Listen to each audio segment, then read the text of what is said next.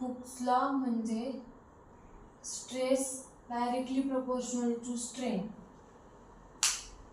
Stress directly proportional to strain म्हणजे आपण ते लिहिलं होतं resisting force upon area. Stress force upon area आणि strain change in length upon original length.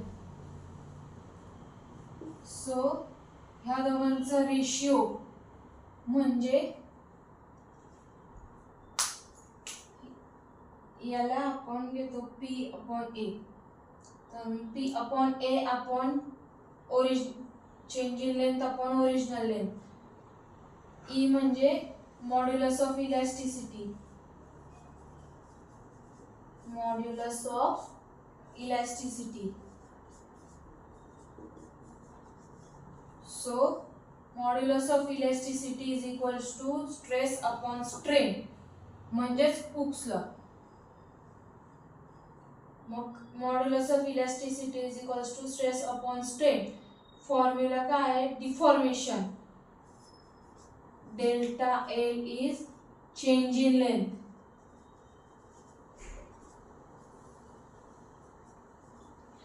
Change in length कधी occur होती? जेव्हा एखाद्या ऑब्जेक्टचं डिफॉर्मेशन होतं. म्हणजे आपला हा हात आहे, आपण ही गोष्ट हा बॉक्स इकडे ओढतोय, हा ताणला जातोय, एक्स्ट्रा होतोय, म्हणजे याला म्हणतात चेंज इन लेंथ. म्हणून याला म्हणतात चेंज इन लेंथ. त्यालाच म्हणतात डिफॉर्मेशन.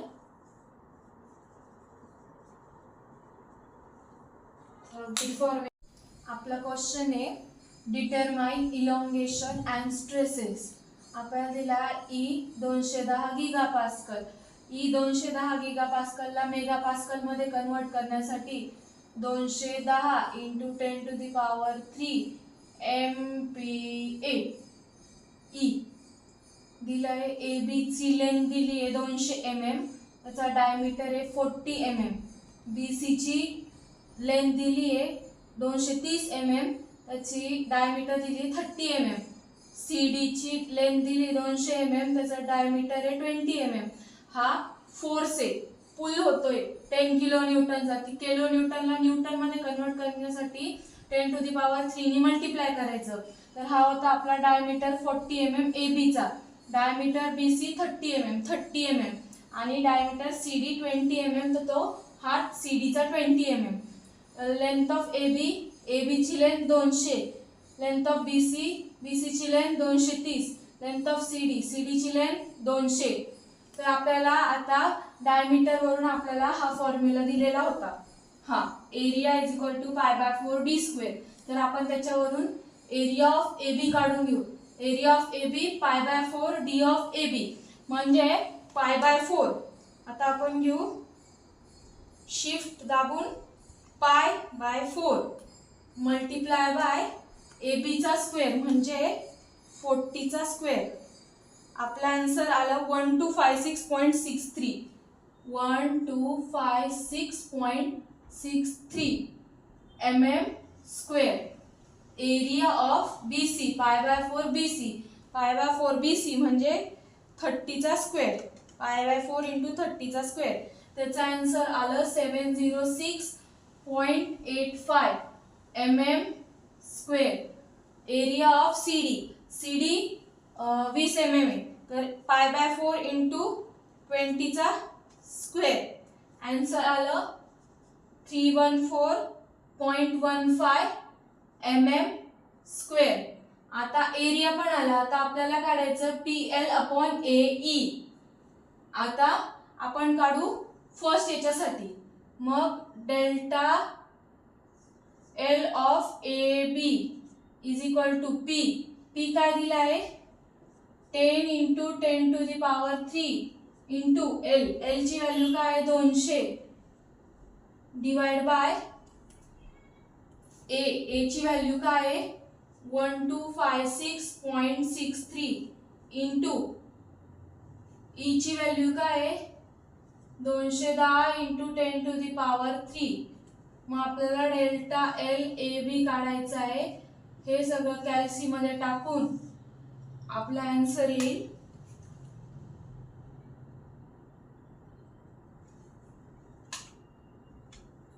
0.0075 mm.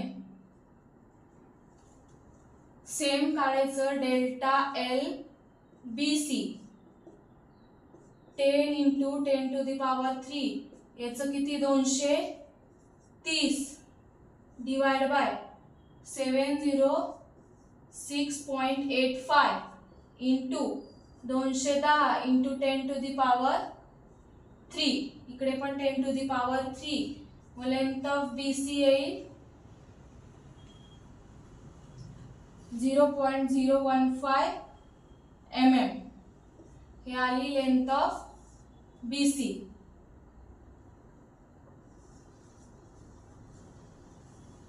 इलॉंगेशन प्रत्येकाचा आपण डेल्टा एल काढला. परत डेल्टा एल ऑफ CD आता इकडून काढू.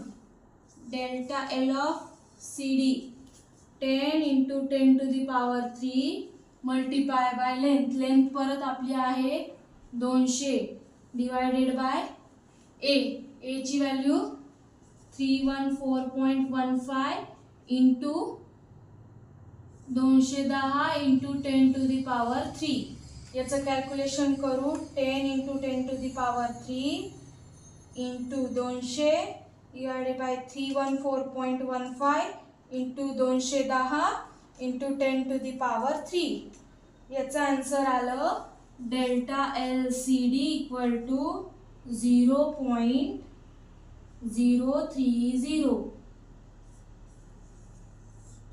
आपलं आन्सर चुकलंय हे आपण कसं गेस करायचं. जर 0.0 आन्सर आलं 0.0 आपला आन्सर आला तर ते करेक्ट आहे.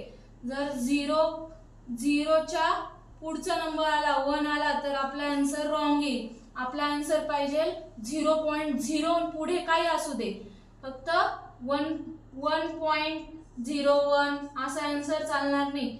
0.001 0.005 असे आन्सर आपल्याला चालतील. आणि त्याच्यानंतर आपल्याला काढायचे सिग्मा P/A. आता सिग्मा म्हणजे P/A तर आपण हे टाकू. आता आपल्याला काढायचं आहे sigma. Sigma is equals to sigma AB is equals to P/A. AB P तर कॉमन 10 × 10⁻³ अपॉन AAB म्हणजे 1256.63. तर आता आपण करू कॅल्क्युलेशन. 10 × 10⁻³ divided by 1256.63. ओके याचा आन्सर येईल sigma AB is equals to 7.95.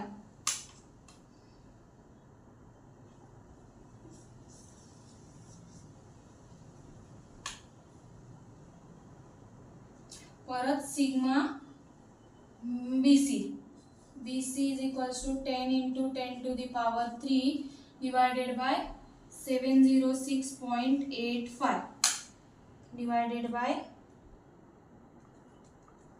706.85 याचा आन्सर आलं सिग्मा BC 14.14.